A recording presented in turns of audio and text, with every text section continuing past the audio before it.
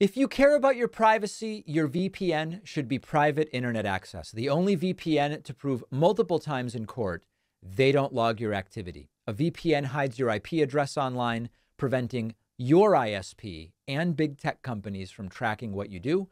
Private internet access is lightning fast with IP addresses in 91 countries and all 50 states, plus with a 30-day money-back guarantee and 24/7 customer support. It's really worth trying. Get 83% off, which is just $203 a month, plus 4 extra months for free at piavpn.com/DavidP. We hope that we're seeing self-destruction in real time and that the Republican Party seems committed to going down with the ship on this issue of women's reproductive rights and medical freedom and medical privacy, as we are now hearing from Trump advisor Jason Miller that if states want to, quote, monitor women's pregnancies to determine whether they've had an abortion, or maybe it's a miscarriage that a state wants to prosecute, or who the hell knows what they plan to do, that if states want to do that, Trump the other day in the Time magazine interview that we discussed said, listen, it's up to the states, rather than, of course, we're not going to violate medical privacy and medical freedom and monitor the pregnancies of women. No, he didn't say that. He said, listen, it's going to be up to states to decide.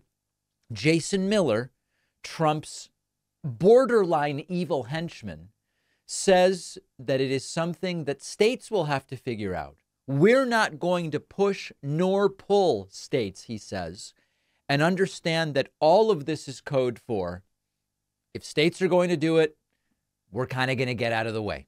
Take a listen to this. But he wouldn't support monitoring pregnancies even if a state decided to do that. Well, he's made it very clear that he's not going to go and weigh in and try to push various states and how they want to go in and set up their particular rules and restrictions. That's going to be up to the states. But he would understand what that means. Because there are people who follow politics who know the sort of code that is often used as something very strange is going on with my hair today. I apologize. Some of us know how the coded language in American politics works, but not everybody does. There are people who, good for them, are now starting to follow the political space. Some of them because they are concerned about the erosion of women's rights and reproductive freedom and medical privacy that we are seeing thanks to the Supreme Court overturning Roe v. Wade. And so it's important that you understand it doesn't really sound like there's an answer in there, maybe, but there is an answer in there. Trump wouldn't be supportive. He wouldn't be okay with states monitoring women's pregnancies, would he? Listen, we're not going to push one way or the other. It's going to be up for states to decide. What that means is he would be indifferent if a state says we will monitor women's pregnancies or we will prosecute women who get an abortion. That is what this fundamentally means. And we have to really understand what's at stake here. If people understand what it is that the Trump campaign is outlining as far as this issue of abortion, and you still want to vote for him, good for you. I disagree with you. I think the view is disgusting.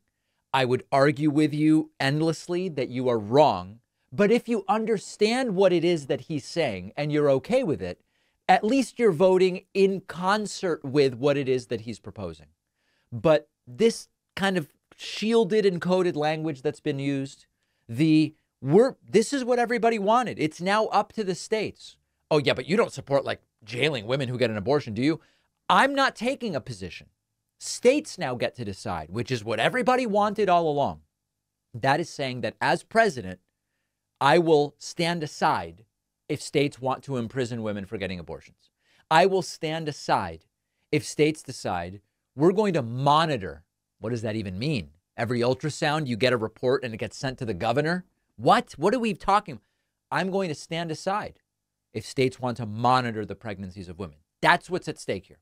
That is the political platform on this issue that Trump and his advisors clearly have decided they are running on. Now, what do they personally believe in the privacy of their own homes?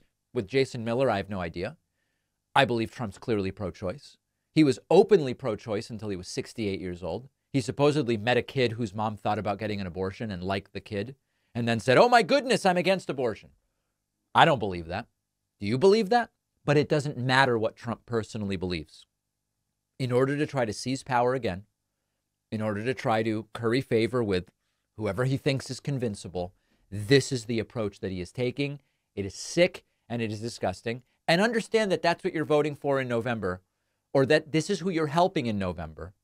If you stay home or you vote for Trump or you write in a third-party candidate, it helps this. States want to monitor pregnancies, go ahead.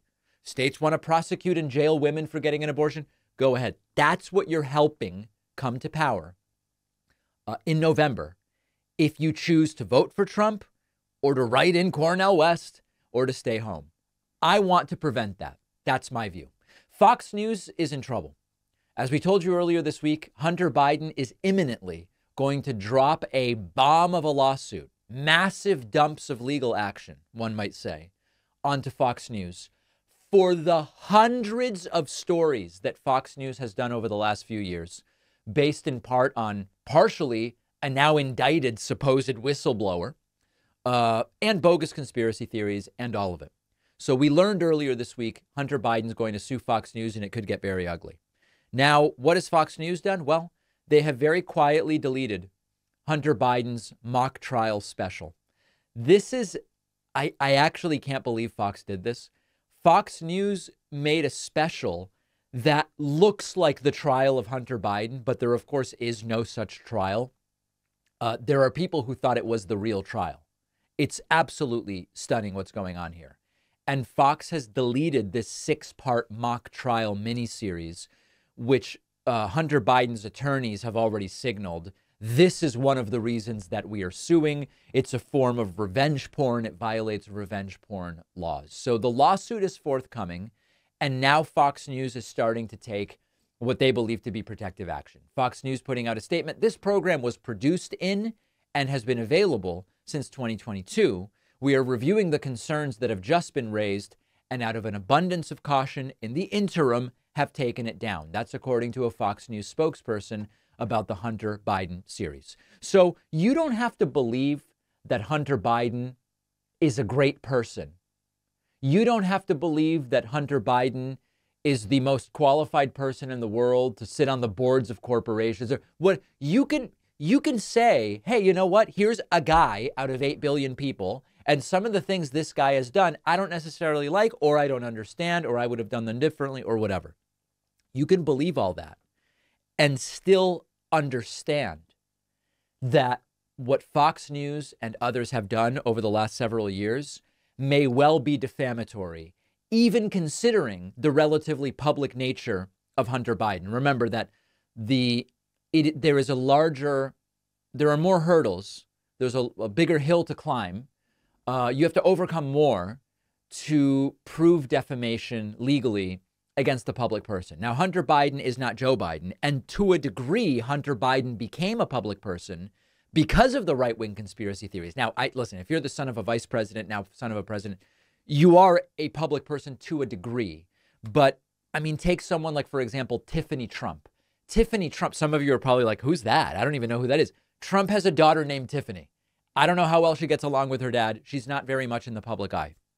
Is she a public person? Yeah, she's a public person to a degree, but she's not a public person to the degree that Don Jr. is. And so, therefore, if there were to be 300 conspiracy theory stories done about Tiffany, and they were false and misleading, she may have a defamation case that would be far stronger than what, for example, Don Jr. would have. That's kind of the point that we're getting at here. So when the lawsuit comes forward, we will see where it goes. But Fox News clearly, at least to some degree, is realizing we may have gone too far.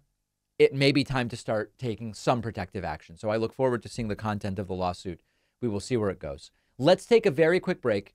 We are going to follow up about the Kristi Noem puppy killing fiasco. She's doubling down. It's actually stunning. An extraordinarily glitchy Trump tried to give a rally speech yesterday. It didn't go well. We will talk about that. And so much more, including housing. Yes, we are doing a deep dive into solving the housing crisis today with Bryan Caplan, all coming up a little bit later. As many of you no doubt know, I'm originally from Argentina, and one of the things I really miss about being there is the soccer and how easy it is to find it on TV. And now that I live in the U.S., for soccer, I turn to private internet access. Our sponsor, Private Internet Access, is a VPN that lets you change your IP address and make it look like your computer is anywhere in the world. So I can set it to Argentina to access the soccer matches. I can set it to the UK to access British Netflix content, much of which is really good.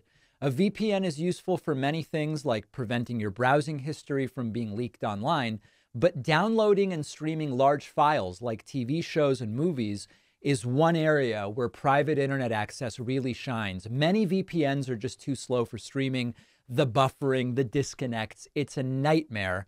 It is super easy to use private internet access. You turn it on with a single click, you're done. Works on your computer, tablet, TV, Roku, game console, anywhere that you stream, and you can use it on all your devices with just one account. Get private internet access for 83% off, which comes out to $203 a month, plus 4 extra months for free. Go to piavpn.com/DavidP. The link is down below. We are heading towards a critical presidential election. I don't blow smoke here, okay? I never said that the 2012 presidential election was the most important presidential election of my life and that democracy depended on the outcome of that election. Mitt Romney would have governed in a different way than Barack Obama. We would have survived. Things would have been okay. The rich would have had slightly lower taxes. Foreign policy would have been different than what I would have wanted. But the point here is, I don't go around saying every election is the most important election of our time. 2024 has a lot riding on it. And quite literally, the future of democracy, not that the country will end, but the state of our democracy is on the ballot in November. And so if you value the perspective of this show in preserving that democracy this November, I would love to have your support. And the primary way, the best way, the most direct way to support the work we do is to get a membership at joinpakman.com. You can use the coupon code SAVEDEMOCRACY24. You can read about all of the great member benefits at joinpakman.com. I encourage you to do it. Also, if you prefer supporting our written work, including the premium newsletter and the weekend editorials that we do, you can become a Substack premium newsletter subscriber. Read about that at davidpakman.com as well, and appreciate all of the different ways folks have been supporting us. Kristi Noem is doubling down on the puppy killing. What do you do when it seems as though the PR losses are stacking up? You put on your pantsuit, I guess, or your suit, and you go on the Sean Hannity program, and you allow him to give you a softball interview about the time you killed a dog. Kristi Noem, as we earlier discussed this week, included in her forthcoming memoir the story of when she made the tough decisions and killed a 14-month-old dog because the dog was rambunctious and bit someone. And she included that in her memoir because she thought it made her look presidential in the sense that she can make tough decisions and make them correctly, I guess. This has not gone well. This has backfired. She probably has short-circuited her shot at being Trump's VP. Not that Trump cares about dogs. You know, they took him out like a dog. But because Trump probably sees that this is bad optics, that she's made a mess for herself. So here is Kristi Noem last night on the Sean Hannity program, really just doubling down and saying, listen, I made a tough decision. This is the way we do it on the farm. In your words, why it came to that decision. I mean, unfortunately, dogs that are violent sometimes have to be put down. But I guess people, because you shot. When you're on the Hannity show justifying dog killing, something has gone wrong in your strategy. The dog set, is there a difference which way you put a dog down? I'm not really sure, but I don't think people understood it. I want to give you a chance to explain. Please explain. Well, Sean, you know how the fake news works. They leave out some or most of the facts of a story. They put the worst spin on it. Yeah, blame the media. All right, so it's the Trumpian playbook so far. And that's what's happened in this case. I hope people really do buy this book and they find out the truth of this story, because the truth of this story is that this was a working dog, and it was not a puppy. It was a dog that was extremely dangerous. It had come to us from a family who had found her way too aggressive. We were her second chance, and she day was the day she was put down was a day that she massacred livestock that were part of our neighbors. She attacked me, and it was a hard decision. And the reason it's in the book is because this book is filled with tough, challenging decisions that I've had to make throughout my life. There you go. So to me, the big story here is the judgment of including this and then also bragging about it as if it shows that you could be vice president and you can make correct, tough decisions. It is not untrue that sometimes violent dogs are put down. It is not untrue that if you're on a remote farm, you might not call out the vet to euthanize the dog with some intravenous medication. You might shoot the dog. I mean, individually, all of these things are true. They're not scandals by themselves. But the thing here that is the big story is the judgment to think I'm going to include this in the book as an example of when I was faced with a difficult decision. I made the tough decision. I'm tough. I'm vice presidential. I can be right there alongside Donald Trump, which is what's implicit in this book, of course, as Noem continues to quietly campaign to be Trump's VP. That's the wild thing. And also the lack of foresight that a lot of people will find this disgusting. Even if it is true that sometimes dogs that bite are put down, even if it is true that dogs that go after livestock on farms it's a known issue that some people deal with, and you can deal with it different ways. Maybe she could have adopted the dog out. I don't know. But the lack of vision that this is going to be seen as a ridiculous hook to hang your coat on as look at how great I am at making tough decisions. It's a total lack of foresight, vision, and judgment. And it's gotten to the point where it's so bad. She's so desperate to try to fix this that she's running to Sean Hannity to do his trademarked Republican softball interview thing about how great of a person you are and how everybody's going after you and it's so unfair. And of course, naturally, Kristi Noem is following the Trump playbook, which we know at this point, which is blame the media. They're not giving you the full story. They did give you the full story. As I reported it to you, the dog was rambunctious and it bit, I would even say I went further than what she said. I think it bit a person as well as going after livestock. And okay, I don't think that there's been a lack of detail or context in the story.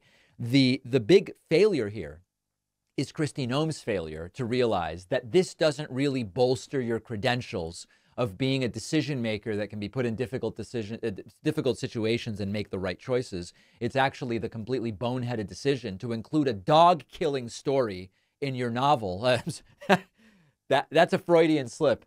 In your memoir, assuming that it is a memoir and not a novel, as something that people are going to say, wow, you know what? This is who we need. One heartbeat away from the presidency. Not for me, folks. Not for me. Donald Trump attempted to do a rally yesterday on his day off from his criminal trial in Waukesha, Wisconsin. I think I got it right this time. I used to say Waukesha, and people wrote in. They said, sir, no, it's Waukesha. I believe it's Waukesha. I hope I'm getting it right. And Trump was glitching so badly, looking bloated and haggard, sweaty and disoriented, gripping the lectern like his life depended on it. And right off the bat, another one of these trademark short-circuitings when it came to the word infrastructure. Work out too well. $1.2 trillion for their fake infrastructure. Infrastructure para-eat. Infrastructure para-eat. It's actually hard to say some of these. I think I have. Saudi Arabia and Russia will repeat do. Will repeat do. It's almost like he turns English into a tonal language. You know, there are certain languages where the tone, whether it's an up or down tone or flat, changes the meaning. And Trump, I mean, linguistically, it's fascinating what he's doing. He's trying to turn English into a tonal language. Trump, again, issuing some of the same threats he's made before. If he doesn't win, the country will not survive. We also have to run our country. It's nice to be nice. It's nice to be good. We got to run our country. Our country's in trouble. Our country might not survive. I'll tell you what, if we don't win this election, I don't think our country's going to survive. I will say it. And I've never said that publicly, I don't think. He has said it publicly. He said it in 2020. In 2020, he said, a few dozen times, if Biden wins, we're not going to have a country. If Biden wins, the stock market will crash like 1929. If Biden wins, you're not going to have heating and cooling. If Biden wins, you're going to have to flush your toilet 10 to 15 times. If Biden, none of it happened.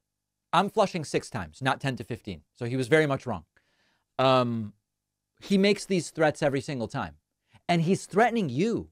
He's trying to threaten you, the voter, into compliance. But he makes these threats every single time, and it never happens. Trump sort of confusedly saying, 3 years ago, we were a great nation. Do you remember who was president 3 years ago?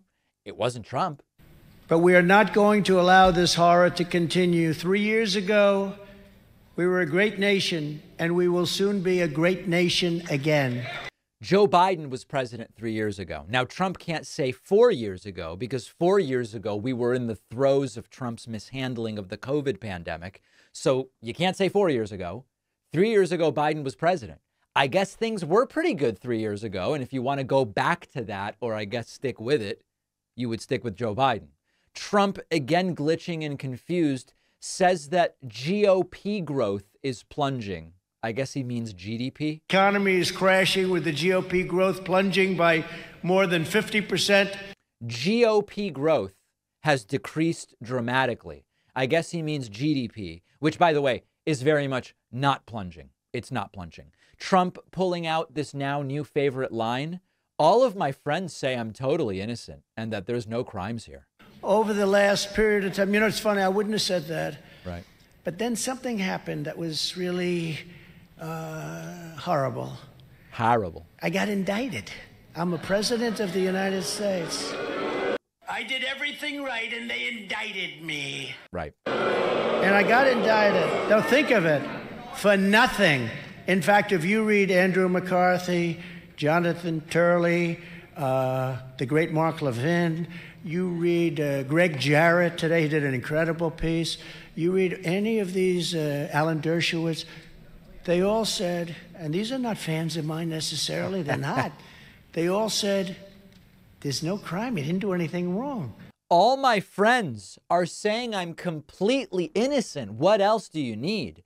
Knowing no bounds of satire or parody, Trump asks the crowd whether they prefer Crooked Joe or Sleepy Joe, missing the reality that Trump is falling asleep every single day in court.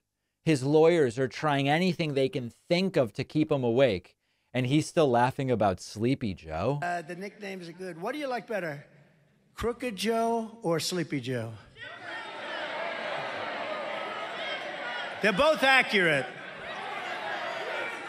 What do you like better? Anyway, Sleepy Joe are two words that should never come out of his mouth ever again after he is literally sleeping through his criminal trial. Trump then makes up a completely bizarre revisionist history of what happened on January 6th. It's almost science fiction, what Trump is describing here. I mean, higher than they've ever been. No, higher than they've ever been. But when that happened, you know, I was not that tough on Biden. I felt he was a grossly incompetent person. I felt he was a very corrupt person. But I wouldn't go around and say what I say now. Once I got indicted the first time, I got indicted 4 times. Think of it, 4 times for nothing. They say J6. J6, Nancy Pelosi didn't call in the police. Wasn't up to her. I said, I will send you 10,000 soldiers. She didn't want them. That's a lie. It never happened. And the mayor of Washington, in writing, didn't want them. And by the way, the hoax committee that they set up, I call it the unselect committee. It's an I always like that term. All right, so I think you get it. Trump rants with a completely fabricated version of events from January 6th. And then lastly, and this is just complete and total confusion, you know the company Master Lock? They make different kinds of locks and deadbolts and, you know, at the gym, depending on what kind of gym. I don't know what kind of gym you go to, but the gyms I go to, you need to bring your own lock, and they make those types of locks. Trump seems to think that Master Lock is some kind of a toy that he used to play with, and then it gets so bad that even Fox News cuts away. Master Lock closed down. I used to use Master Lock all the time. When I was a little child, I'd take Master Lock, I'd go and bing, lots of nice little puzzles, you put them All right, keeping an eye on this campaign event in Waukesha, Wisconsin this afternoon. Whoa, abort. Get us out of here. What is Trump talking about? All right, so Trump reminiscing. It's like Lego, he seems to think of it.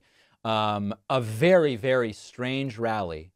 I don't know if these rallies are convincing anybody to vote for him. It seems to me they either are neutral or actually hurt his cause, as the audience is sometimes stunned into silence by the things Trump is saying. So rallying occasionally, claims he should be on the campaign trail, but he's stuck in court, mostly playing golf when he's not in court. But he did a couple of rallies. We'll look at the other one tomorrow. Let's take a very quick break. We will discuss housing when we get back. Hey, make sure you're signed up for the the David Pakman Show YouTube channel at youtube.com/The David Pakman Show. It's free. It's free, and we're going to 2.5 million subscribers. So let's do it. We'll take a break and be right back. Don't forget that the best way to support the David Pakman Show is by becoming a member, which gives you access to the daily bonus show, the regular show with no commercials. You also get access to our entire archive of every episode dating back a really long time, and plenty of other awesome membership perks. Go to joinpakman.com, joinpakman.com. It's great to welcome back to the program Bryan Caplan, professor of economics at George Mason University, and also author of the new book, Build, Baby, Build, The Science and Ethics of Housing Regulation. This is a great topic and one we've been talking about recently, Bryan, so I really appreciate you coming on today. I really appreciate you having me back. So just to start with, let's start with the question so many people ask: why has housing become so expensive and seemingly decoupled from wages? The quick answer, which is true but misleading, is supply and demand. We got low supply, high demand. The main mistake to avoid is thinking, well, this means that it's just like any other market. It's not. There's a special reason why supply is so low, which is government is really strangling what would otherwise be a flourishing and progressive industry. As I explain in the book, we've got a pile of regulations that make it really hard to use the technology that we've been developing in the last 100 years. And actually, a lot of it makes it hard to use the technology we've had since the dawn of time. In terms of regulations against using technologies for the last 100 years, it's just really hard to build tall buildings.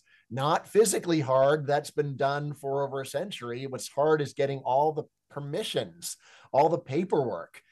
There's just many cities where putting up a new skyscraper is next to impossible. Same thing goes for multifamily housing in general. This is something where governments really treat you almost like a criminal if you want to build an apartment.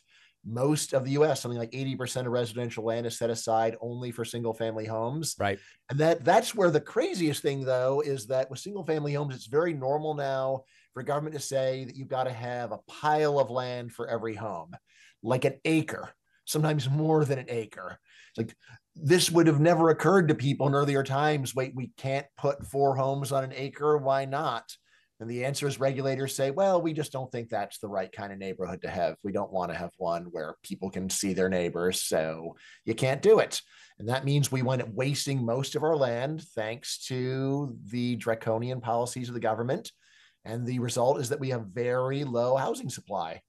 So let's dig into a few different elements of this. Now, just for context, I don't think it will necessarily shock the audience or you to hear that you're more generally hostile to regulation than I am as a general principle, while at the same time on this issue, I do think regulation is part of the issue, but I think it comes from both sides politically.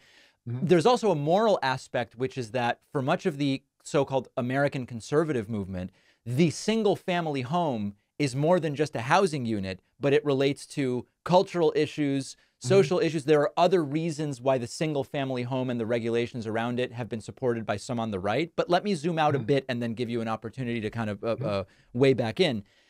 When I know nothing, right? I research stuff and I try to figure out what's going on.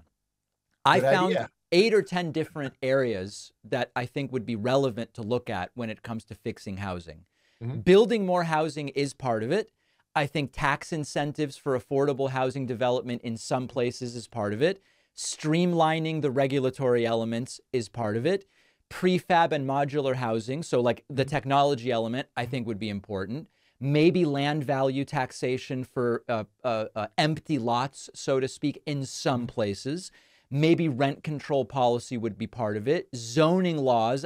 My old neighborhood in Brooklyn, if you look at Atlantic Avenue in Brooklyn, north of Atlantic Avenue, you've got skyscrapers. South of Atlantic Avenue, I think you have nothing taller than 3 or 4 stories. And it's a zoning decision that's been made. Maybe it's good for some reasons, maybe it's bad for some reasons, but pricing is completely out of control. So my point is, I want to look at all of these different areas. Do you agree that we need a sort of all of the above approach here?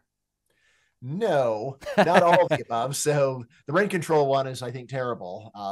So that's the one where I do have a specific discussion of why rent control is a bad approach. And really, it's really like there is just the classic basic economics. What does rent control do? It means that if you're really lucky and you happen to get a rent controlled apartment, good for you. At the same time, you are really reducing not only incentives to build new stuff, you're also reducing incentives just to maintain stuff.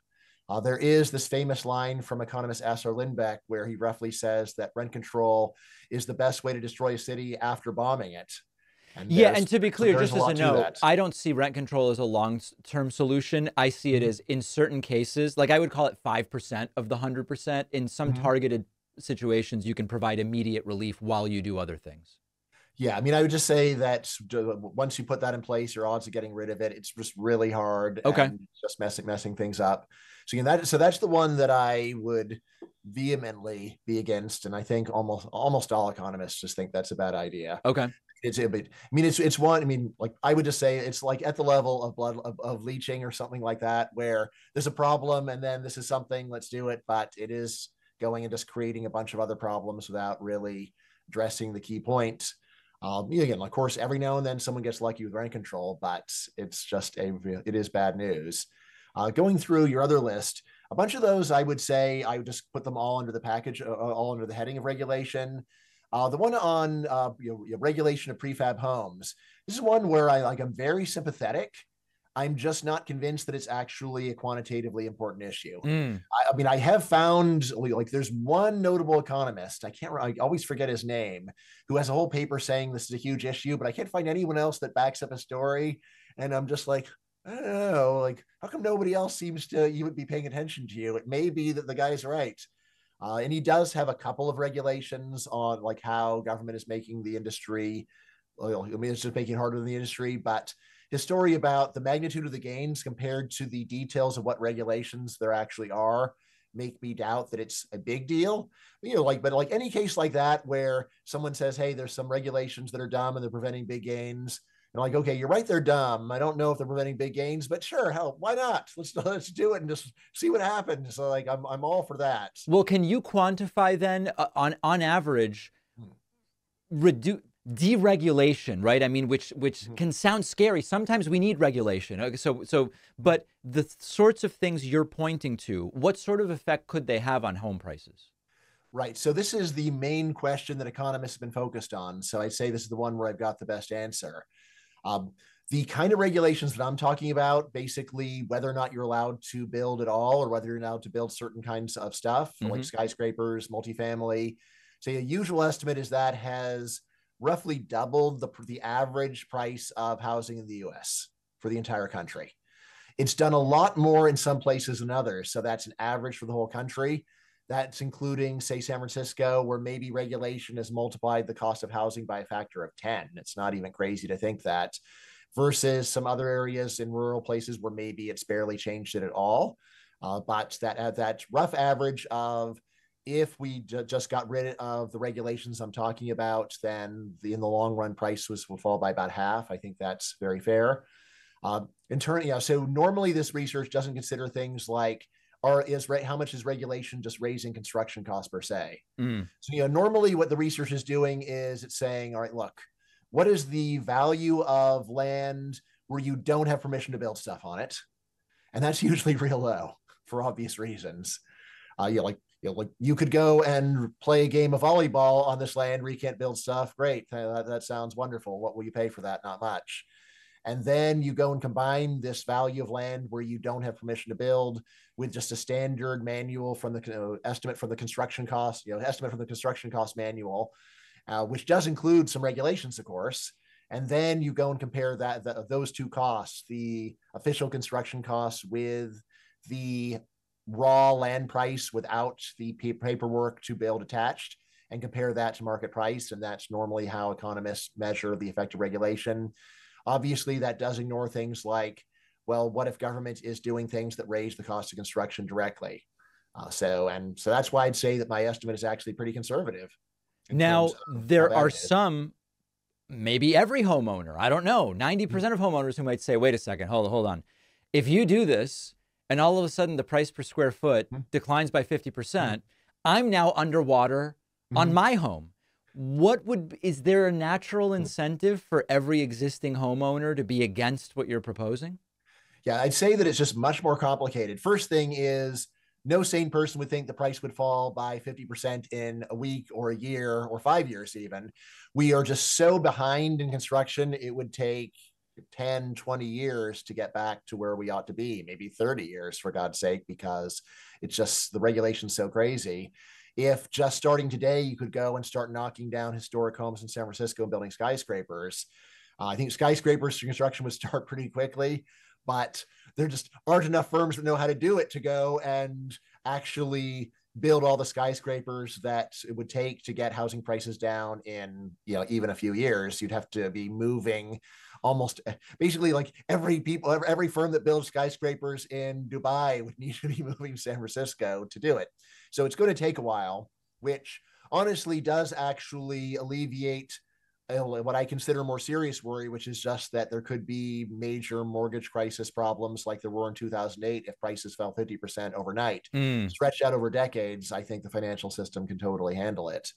But anyway, that aside, most people do think that the whole problem does come down to selfish homeowners who just don't want to see their housing price go down.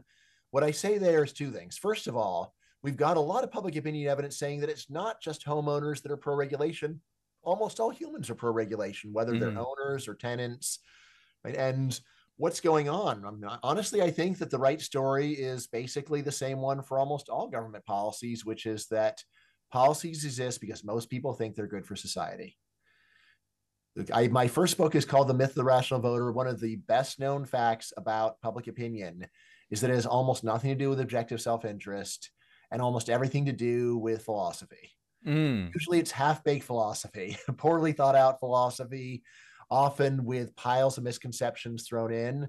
But it's not that people look at the world and say, what's in it for me? No, I've done the math. This is bad. All right. Now, that doesn't mean that deregulation would be good for homeowners, but actually, when you calm down a bit and think about it, it's actually a mixed bag even for homeowners. Why? Well, for one thing, regulation prevents homeowners from going and profiting from doing things like subdividing or selling out to a developer. So often, actually, the current homeowner would profit from deregulation because they can make a pile of money and move somewhere else. And if someone says, well, I don't want to move. All right, well, a lot of people do. Or do you want to move ever? Do you want to die in this place? And and then it's like, well, what about your kids? Do you want them to be able to make a pile of money when you die? And if someone just says, never want to move, don't have any kids, don't care what happens after I die, it's all right. Well, then I guess you are one of the losers. You are one of the, yeah. So in terms but all of the other people now, but here is what I consider to be the really big. So two other really big things. So what if you want to upgrade? What if you're a current homeowner, but you want to move to a better place? Right. All right. Well, in that case, you're like you may say, well, on the one hand, I want housing prices to be high so I can sell at a high price. On the other hand, I want them to be low so I can buy a new place at a low price. What do I want? And the answer is it's complicated. Right. Which means the deregulation might be good for you. And then the last one, which I think should appeal to almost any homeowner with kids, is, do you want your kids to be able to afford to live within 100 miles of you? All right. Well, in that case, you don't really want housing prices to be sky high. If you have to go and borrow all of your home equity to give it to your kid as a down payment so they can afford a house, maybe it would have been better to just not have had that regulation. Now, none of this means that there are zero homeowners who ever lose from deregulation. They would, but it's just a lot more complicated than people think, which is good news in terms of is it really will they just be totally opposed to it? Although actually, like I said, like it is just like a wrong view of political psychology to think that the main barrier is hard-headed self-interest. Just think about all of the wealthy Democrats who totally favor higher income taxation. They're really common. And people say, well, common, it's but they're a obvious. statistically small part of the population. Well, it depends upon how high you cut the threshold for being rich. If it's like top quintile, like Democrats are at this point actually probably outnumber Republicans in the top quintile of the income distribution. And there are people say, well, housing, it's so obvious that you lose from deregulation. Is that more obvious than that people in the top quintile of income lose from higher income taxation? It's just not. Well, on that note, I mean, I think it's important to distinguish. One type of deregulation would be, hey, instead of being able to build 4 stories, you can build 10 and it costs way less to get an approval. That seems different than another type of regulation in housing, which comes to the specifics of inspections and requirements for the actual building, which I think most people on the political left anyway believe are there to protect people so they don't end up in a house that 10 years down the line crumbles or whatever the case may be. You distinguish between these two types of regulation. You know, like honestly, so what I'll say is that there's barely any research on how much those costs. So, things like inspections are adding. Right. I think it is modest. I think so. Yes. Like I don't now, like I will say, like I think that it's crazy to think that someone's going to go and build a skyscraper that's going to collapse and well, it happened in Surfside, Florida, not that long ago, right? I mean, it does happen. Yeah. So like if it's the standard of 0% probability, like I'm almost sure that building that collapsed was inspected. Yeah. I don't know the story, but I mean, there is the point of getting risk down to 0 is pretty much impossible. Yes. And the way that our media is set up is that the worst thing that happens on Earth is shown to all 8 billion people, and you make people feel like this is a serious risk that we should do a lot about. This is like my general view about safety regulation. But anyway, I barely talk about that in the book. It is not a big issue one way or the other. Absolutely. We've been speaking about the book, Build, Baby, Build, The Science and Ethics of Housing Regulation. We've been speaking with the book's author, Professor Bryan Caplan. Bryan, always interesting to talk to you and a super important topic right now to be discussing. Fantastic. Right. And just to let you know, of course, you can get the book in almost anywhere, but Amazon's the easiest that I know of. So I'd start there. Yep. And we're linking to it in the video description as well. Thanks, Bryan. All right. Thank you. If you value what we do at The David Pakman Show, remember to support us on Patreon. Go to patreon.com/David Pakman Show, where you can get access to behind-the-scenes videos, the daily bonus show, the commercial-free daily show. You can support the show for as little as $2 a month. Check it out at patreon.com/David Pakman Show. Well, check this out. This is very exciting. The other day, I did a sort of review of Howard Stern's interview of President Joe Biden, which was, I thought, excellent, and it really portrayed Biden in a very positive light. 75 minutes with Howard talking about all sorts of different things. He clearly knows what day it is. He knows what time it is. He knows he's the president, really kind of just pushing back against all these false notions that you're hearing from right-wingers who ignore the fact that Trump can barely give a speech after 6 p.m., but insists Biden doesn't even know what day it is. And I mentioned during that review, hey, when Howard asked X question, it sounds like the sort of question the White House would say, we really want you to talk about this, about airline regulation. And I generically said, in my experience, when you do these high-profile interviews, the handlers always have stuff they want you to talk about. That's it. Not the interview was scripted or anything like that. Howard saw my review and said the whole thing wasn't scripted. They didn't give me anything to ask, which, of course, is absolutely fine and doesn't conflict with what I said. But let's listen to what Howard Stern said on his show yesterday. By the way, I watched the David Pakman Show on YouTube. Mm-hmm. He's a political guy. He thinks like I do politically, so I like watching him. But anyway, he did a segment on my interview with Joe Biden. Oh, yeah? And he was like, he was saying, it was upsetting me, so I'm addressing it now. He was saying when Howard interviewed Joe Biden, he said up front a question to Joe Biden that was clear, like he's speculating. He's not saying for sure, but he goes, there's no way Howard would have asked this or... Yeah, my instinct was, I don't know that refunds on canceled flights is like super interesting to Howard. And I know the White House was pushing it. They had Pete Buttigieg on TV talking about it. So I said, it sounds like the sort of thing the White House would say, please talk about this. It's not that the interview is scripted, of course. Asked about it. It's clear that the White House set him up to do this. It was something set up. And I want to tell you something. It got me thinking. I went, oh, my goodness. I've heard a lot of this from people who say, oh, the White House wouldn't have agreed to do the interview if they hadn't written the questions or this kind of thing. Which was not my claim, to be very clear. These are other people. Now, I don't know what anybody's saying, but here's what happened. So when Joe Biden came in, the day before, John Hein and I were talking about some of the accomplishments that we admire that have gone on in the past 4 years. And John says to me, hey, Howard, did you hear what Joe Biden did with the airlines? I go, what'd he do? And he starts explaining to me that now, if the airline for any reason bumps you, the way it always was, you got a credit. You couldn't get your money back. And it was really bullshit. You're like, oh, but what if I don't travel again for 2 years? What do you mean? What, a credit? I don't want a credit. I want my money back. True. So the Biden administration passed a law that the airlines have to refund you your money. And John was explaining this to me. And I said, you know what? I bet a lot of people don't know about that. I didn't know about it. So I stand corrected. It was not fed by the White House. And again, this isn't about they scripted the interview. It's whenever I've done one of these interviews, and I'm not nearly as high profile as Howard, and I've never interviewed someone as high profile as the president, they always come to you with like, we'd really like to focus on this. And often this is something, quite frankly, kind of boring. But that's not what happened, and that's fine. But the guy sounded so connected on that interview and so emotional, so human, that I wanted that to come across. That was it. That was the agenda.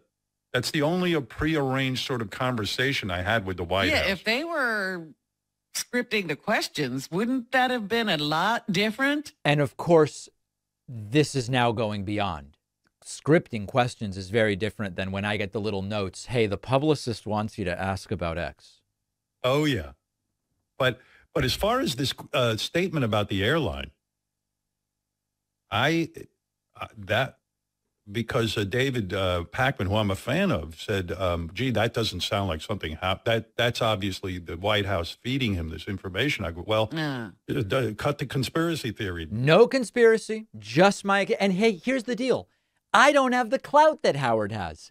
I'm sure with him, it's a different scenario than with me, where when we interview Pete Buttigieg and it's like, hey, what do you want to talk about? Here's the 3 initiatives we want to focus on. And then we have to navigate that and say, listen, we're going to do the interview the way we want to do it. But obviously we're not going to sandbag anyone with some extraneous thing from 10 years ago unless we say this will be a topic. We never give questions, but we agree on what the subject matter is going to be. But this is, I have to tell you, it's very cool that Howard is checking this out. And obviously, anytime he wants to talk about my show, I'm glad to talk to him on his show anytime. In fact, when people wrote to me and said, David, Howard's talking about you right now, I tried calling in to get on and say, hey, look, this is what I meant. All right, let's listen to just a little bit more of this. Because I was a little shocked when I saw, he said, oh, the White House fed him that question. I don't want any misconstrued statements happening. No. And he wasn't accusing me of it. Because that will become the truth. People will start saying it, then it will be a fact. No. He was speculating how this whole thing might have gone down, and quite frankly, it wasn't like that. No. I stand corrected. And then lastly, they did bring on fake Alex Jones. You guys know how real Alex Jones really doesn't like me. That is a frickin' predator right there. Oh, the bonus show where you want to make money, but everybody else that makes money to fund themselves is bad. Thank your lucky stars every day you're not Dave Pakman. That's the real Alex Jones attacking me. They brought on fake Alex Jones to attack me on the Howard Stern show. Hold on. Oh, my God. It's right-wing commentator Alex Jones, conspiracy theorist. Yes, Alex. Infowars.com. Howard board. Do not listen to the haters. Do not listen to Pakman. I want to come here. I want to congratulate you. Your interview with hologram Biden was fantastic. I mean, I don't know who's controlling him, Klaus Schwab. I don't know if it was Bill Gates in the other room. All right. So, and you get it. So we all have cleared the air. Everything's cool. The interview was, I thought, excellent and fascinating. And Biden came off really well at the end of the day. Do you know what happens when Trump tells some obvious lie and you say, where'd you get that information?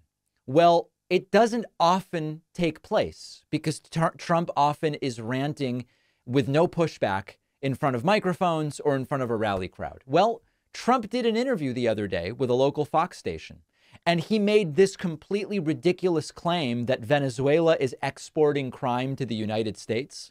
And Trump was asked, where did you hear that? And he just falls apart. I mean, it's really this simple, folks. You just say, where'd you hear that? And it's over. Listen to this. One stat before we go. Venezuela was very crime-ridden. They announced the other day 72% reduction in crime in the last year. You know why? They moved all their criminals from Venezuela right into the good old USA. And Biden let them do it. It's a disgrace. But, sir, where are those numbers coming from? I guess I get them from the papers. In this case, I think it's a federal statement or, well, they're coming actually from Venezuela. Yeah. They're coming from Venezuela. What? Oh, that is the best. This is what Venezuela's doing. Obviously, they're not. Where are you getting that information? Well, I don't know, the papers. And actually, I'm getting it from, they're coming from Venezuela. Wait, the people are coming from Venezuela? Or the information is coming from, what are you even talking? That's it. It's over. You ask once. Let's look at that one more time. He has nothing. Biden let him do it. It's a disgrace.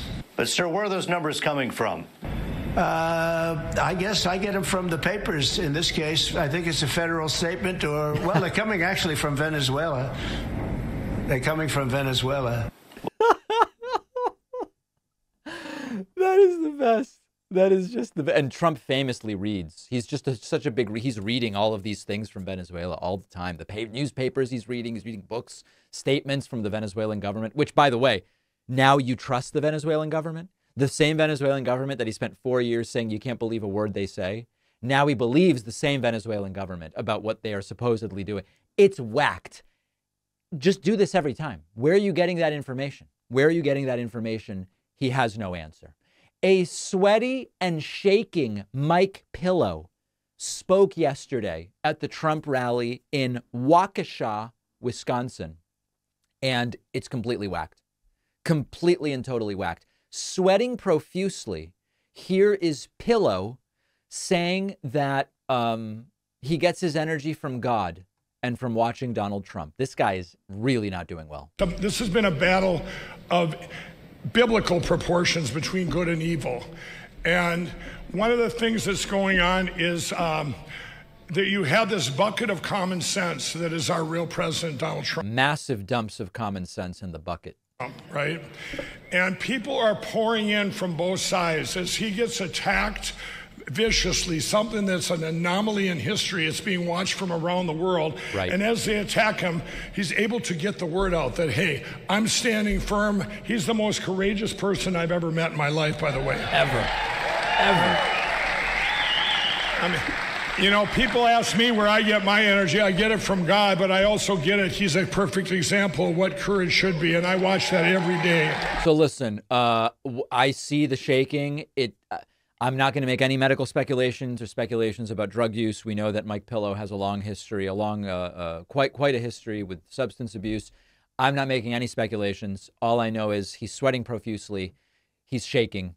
And the things he's saying don't make any sense whatsoever. He also made the claim that every Democrat he talks to plans to vote for Trump in November, which is, that's going to be a downer when you see what Democrats actually do in November. And one of the things I've been doing is going and talking to Democrats. You'd be surprised. All the ones that I've talked to that voted for Biden are voting for Donald Trump. So yeah. I would be extraordinarily surprised, as Mike Pillow says. So there is Pillow not doing well. He did a really wild interview with Dr. Drew the other day we're going to look at pulling some clips, deeply, deeply paranoid at this point. And something not so good seems to be going on. We have a voicemail number. That number is 219-2-DAVID-P. That's the number 2, 219-2-DAVID-P. Here's a caller who says, if Kristi Noem is as pro-life as she says she is, why kill the dog? Why not give the dog up for adoption? Hey, David, it's Charles in Nashville. I was thinking, if Kristi Noem is pro-life, should she have not given that dog up for adoption? I mean, does she forget that she had options? Thanks. You know, it's a very good point. You don't have to shoot the dog dead. You could bring it to a no-kill shelter. You could see if someone wants to adopt a problematic dog when it comes to biting or whatever.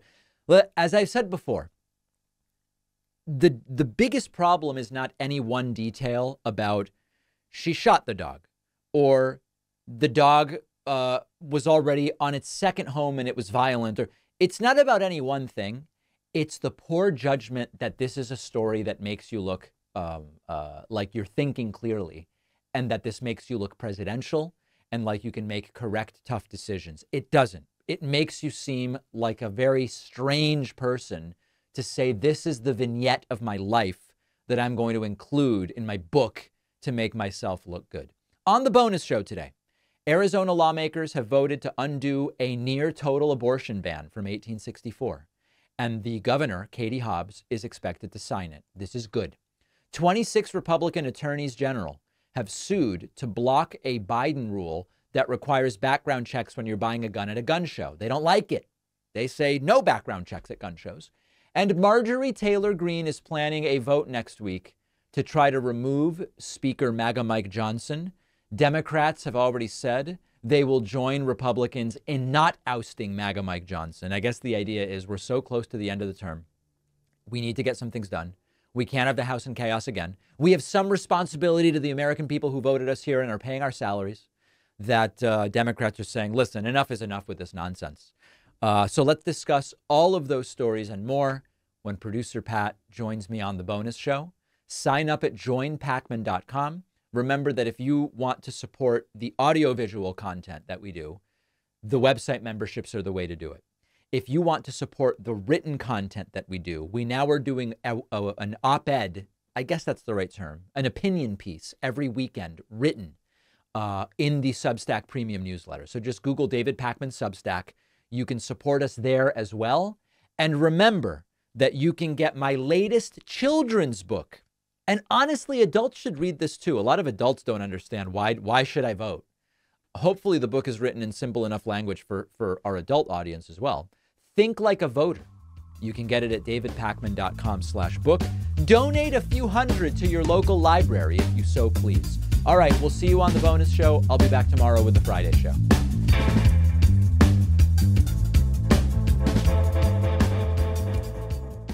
Thanks a lot for watching today's show. I just want to take a second to tell you about today's sponsors. If you care about your privacy, your VPN should be private internet access. The only VPN to prove multiple times in court they don't log your activity. A VPN hides your IP address online, preventing your ISP and big tech companies from tracking what you do. Private internet access is lightning fast with IP addresses in 91 countries and all 50 states, plus with a 30-day money-back guarantee and 24/7 customer support. It's really worth trying. Get 83% off, which is just $203 a month, plus 4 extra months for free at piavpn.com/DavidP.